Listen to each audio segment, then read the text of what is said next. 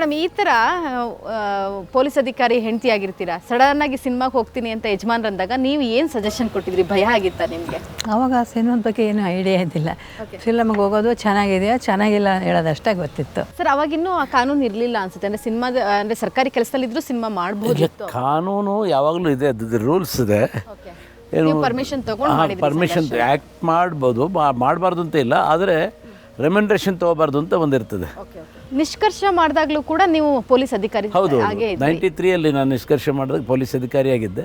But ಇಲಾಖೆ ಅಧಿಕಾರಿಗಳೆಲ್ಲ ಸಹಕಾರ ಕೊಟ್ಟರು ನನಗೆ. ಅಲ್ಲಿಂದ ನಿಷ್ಕರ್ಷ ಸರ್, ಇನ್ನೊಂದು ಆ ಥರ ಸಿನಿಮಾ ಬರೋಕ್ಕೆ ಸಾಧ್ಯನೇ ಇಲ್ಲ. ನನಗೆ ಸಿನಿಮಾ ಮಾಡೋದಕ್ಕಿಂತ ಮುಂಚೆ ಅವ್ರು ಹೇಳಿದ್ದು ಒಂದು ಬಿಲ್ಡಿಂಗು ಒಂದೇ ದಿನದ ಸಬ್ಜೆಕ್ಟು ಅಂತ. ಅಂದಾಗ ನಾನು ಯೋಚನೆ ಮಾಡಿದೆ, ಒನ್ ಡೇ ಸಬ್ಜೆಕ್ಟು ಒಂದೇ ಲೊಕೇಶನ್ ಅಂದರೆ ಭಾಳ ಕಡಿಮೆ ಇದರಲ್ಲಾಗುತ್ತೆ ಅಂತೇಳಿ.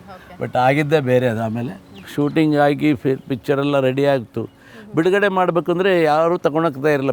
ಪ್ರೀಮಿಯರ್ ಶೋ ಹಾಕಿದ್ವಿ.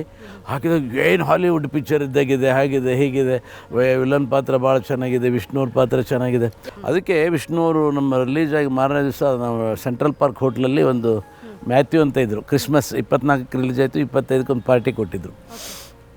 ವಿಷ್ಣುವರ್ಧನ್ ಅವರು, ಭಾರತೀಯಮ್ಮ ಅವರೆಲ್ಲ ಇದ್ದರು. ಆವಾಗ ವಿಷ್ಣುವ್ರು ಅಂತ ಹೇಳಿದರು, ಈ ಚಿತ್ರದಲ್ಲಿ ನನಗೂ ನಿನಗೂ ಫೇಸ್ ಟು ಫೇಸ್ ಇಲ್ಲ, ಫೇಸ್ ಟು ಫೇಸ್ ಇದ್ದರೆ ನಾನು ತಿಂದಾಕ್ಬಿಡ್ತಿದ್ದೆ ಅಂತ. ಅಂದರೆ ಅಷ್ಟು ಅವ್ರು ಇಂಪ್ರೆಸ್ ಆಗಿದ್ರು, ಅಷ್ಟು ದೊಡ್ಡತನ ಅವರಲ್ಲಿತ್ತು. ನನಗೆ ಶೂಟಿಂಗ್ ಟೈಮಲ್ಲಿ ಭಾಳ ಹಿಂಸೆ ಆಯಿತು ಕೆಲವೆಲ್ಲ. ಯಾಕೆಂದರೆ ನಾನು ಸ್ವಲ್ಪ ನಾಟಕ ಮಾಡ್ತಾಯಿದ್ದೆ. ನನಗೆ ಅವಾಗ ಸಿನಿಮಾ ಗೊತ್ತಿಲ್ಲ, ದೆನ್ ಕ್ಯಾಮ್ರಾ ಗೊತ್ತಿಲ್ಲ, ಲೆನ್ಸ್ ನಾಟಕ ರೂಪದಲ್ಲಿ ಅವಾಗ ಟಿಪ್ಪು ಸುಲ್ತಾನ್ ಅಲ್ಲ, ಇದು ಸತ್ತೋಯ್ತು ಸಿನಿಮಾ ಅನ್ನೋರು. ಅಂದಂದಾಗ ಅಷ್ಟು ಜನರ ಮುಂದೆ ಸಿನಿಮಾ ಸತ್ತೋಯ್ತು. ನಾನು ದುಡ್ಡು ಹಾಕಿ ಇವ್ರ ಕಡೆ ಬಯಸ್ಕೋಬೇಕಲ್ಲಪ್ಪ ಅಂತ ನನಗೆ ಮೆಂಟಲಿ ಭಾಳ ಟಾರ್ಚರ್ ಆಗೋದು. ಇಡೀ ಒಂದು ಸ್ಯಾಂಡಲ್ವುಡ್ಡೇ ಒಂದು ಟೈಮ್ ಒಂದು ಫಸ್ಟ್ ಮೂವಿಗೆ ತಿರುಗಿ ನೋಡಿದ್ರು ಇವ್ರ ಕಡೆ. ನೀವೆಷ್ಟು ಇಂಪ್ರೆಸ್ ಆಗಿದ್ರಿ ಮೇಡಮ್? ನನಗೂ ಖುಷಿ ಆಯ್ತು ಅವ್ರದ್ದು ಇದು ನೋಡಿದಾಗ. ಕೆಲವ್ರು ಏನಂತಾರೆ ಅಂತ ನಾವು ಕೇಳ್ತಾಯಿದ್ವಿ. ಕೆಲವು ಯಾವುದೋ ಒಂದು ಫಂಕ್ಷನಿಗೆ ಫ್ರೆಂಡ್ಸ್ ಜೊತೆನೋ ಹೋಗಿದ್ವಿ. ನಾನು ನಮ್ಮ ಯಜಮಾನರು ಅಂತ ಹೇಳಲಿಲ್ಲ. ಅವರೆಲ್ಲ ಮಾತಾಡ್ತಾ ಹೇಳ್ತಿದ್ರು, ಆ ಫಿಲಮಲ್ಲಿ ವಿಲನ್ ಏನು ಆ್ಯಕ್ಟಿಂಗ್ ಮಾಡಿದ್ದಾರೆ, ಒಬ್ಬರು ಮುಟ್ಟಲ್ಲ, ಒಂದು ಟಚ್ ಮಾಡಲ್ಲ, ಆ ಥರ ಡೈಲಾಗ್ ಇದೆ. ಅದ್ಯಾರಾದ್ರೆ ನೋಡ್ಕೊ ನೀನು ಅಂತೇಳಿ ಹೋಗೋ ಒಂಥರ ಗತ್ತಿದೆ. ಅದು ಮುಟ್ಟಿಲ್ಲ ಅಂತ ಖುಷಿ. ಹಂಗೇನಿಲ್ಲ, ಅವರು ಪೇಪರಲ್ಲಿ ಬಂದಿದೆ. ಇಲ್ಲಿದೆಯಾ?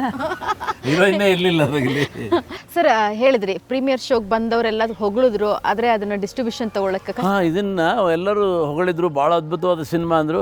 ಇಂಗ್ಲೀಷ್ ಸಿನಿಮಾ ಇದ್ದಂಗೆ ಇದೆ, ಇದನ್ನು ಯಾರು ನೋಡ್ತಾರೆ? ಹೀರೋಯಿನ್ ಇಲ್ಲ, ಹಾಡಿಲ್ಲ, ಇದನ್ನ ಯಾರು ನೋಡ್ತಾರೆ ನಮ್ಮ ಕನ್ನಡದಲ್ಲಿ ಅಂಥೇಳಿ ಒಬ್ಬರು ಬರಲಿಲ್ಲ. ಆವಾಗ ರಿಲೀಸ್ ಮಾಡಲಿಕ್ಕೆ ದುಡ್ಡು ಬೇಕು, ಲ್ಯಾಬಿಗೆ ಕಟ್ಟಬೇಕು, ಇದನ್ನು ಮಾಡಬೇಕು.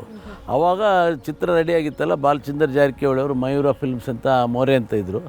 ಅವರು ದುಡ್ಡು ಕೊಡಿಸ್ತೇನೆ ಅಂತ ಅವಾಗ 10 ಲಕ್ಷ ರೂಪಾಯಿ ನಮಗೆ ಇದು ಫೈನಾನ್ಸ್ ಕೊಟ್ಟು ಚಿತ್ರ ರೆಡಿ ಆದಮೇಲೆ. ಸೊ ಓಪನಿಂಗು ತುಂಬ ಚೆನ್ನಾಗಿ ಬಂತು. ನಾನು ಥಿಯೇಟ್ರಲ್ಲಿ ಹೋಗಿ ಕೂತ್ಕೊಂಡಿದ್ದೆ. ಥಿಯೇಟ್ರಲ್ಲಿ ಹೋಗಿ ಕೂತ್ಕೊಂಡು ನಮ್ಮ ದೇಸಾಯಿ ಅವರಿಗೆ, ಡೈರೆಕ್ಟ್ರಿಗೆ ಏನು ಭಯ ಇತ್ತು ಅಂತ ಹೇಳಿದರೆ, ಹೀರೋ 40 ನಿಮಿಷ ಎಂಟ್ರಿ ಆಗೋಲ್ಲ ಚಿತ್ರ, 30-35 ನಿಮಿಷ ಬರೋದಿಲ್ಲ, ಬರೀ ವಿಲನ್ ಮೇಲೆ ಹೋಗ್ತಾ ಇರ್ತದೆ. ಸೊ ಜನ ಎಲ್ಲಿವರೆಗೂ ಕಾಯ್ತಾರ ಅನ್ನೋದೊಂದಿತ್ತು. ಸೊ ಸಿನಿಮಾದಲ್ಲಿ ಹೋಗ್ತಾ ಇದೆ,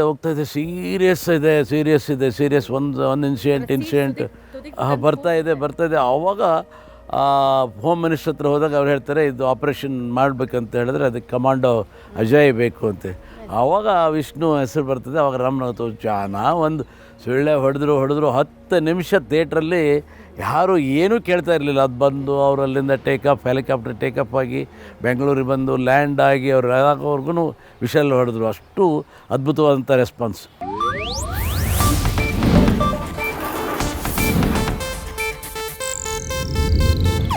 ಇದು ಏಷ್ಯಾನೆಟ್ ನ್ಯೂಸ್ ನೆಟ್ವರ್ಕ್ ಪ್ರಸ್ತುತಿ.